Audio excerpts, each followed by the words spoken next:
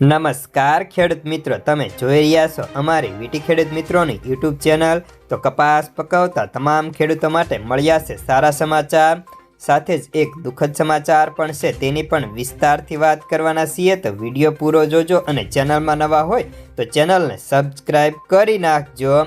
તો મિત્રો, સૌપ્રથમ તો આપણે આજે કપાસના ભાવ કેવા રહ્યા તેની વાત કરીએ। તો આજે કપાસમાં એક સામટી રૂ પાછળ થોડા ભાવ ઘટતા જોવા મળ્યા હતા, જેમાં બજારમાં આજે પ્રતિ મણે 10 થી લઈને 20 રૂપિયા જેટલા ભાવ ઢીલા પડી ગયા હતા।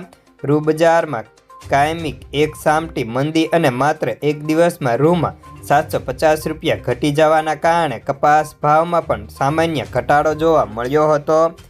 જ્યારે વાત કરીએ હાલના કપાસના ભાવ, તો આજે તેની ક્વોલિટી મુજબ નવો કપાસ હોય તો 1300 થી લઈને 1450 રૂપિયા અને જૂનો કપાસ હોય તો તેના ભાવ 1400 થી લઈને 1600 ની વચ્ચે જોવા મળતા હતા।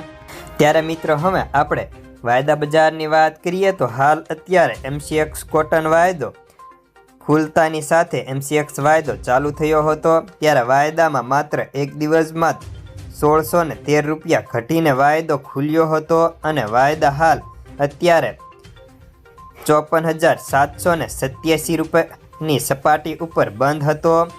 જે માં વાત કરીએ તો લોકલ ભાવ 53,900 રૂપિયા હતા।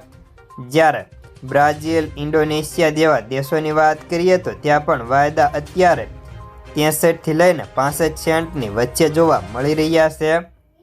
હવે આગામી સમયમાં CCIની ખરીદી પણ ચાલુ થવાની છે, જ્યારે દિવાળી બાદ 22 ઓક્ટોબરથી રૂ કપાસની ખરીદી ટેકાના ભાવે ચાલુ થવાની છે। ત્યારે જે પણ ખેડૂતોએ નોંધણી કરી હોય અને ટેકાના ભાવે કપાસનું વેચાણ કરવા માંગતા હોય તેવા ખેડૂતો માટે સારા સમાચાર છે કે દિવાળી બાદ તરત જ ટેકાના ભાવે કપાસની ખરીદી ચાલુ થઈ જશે।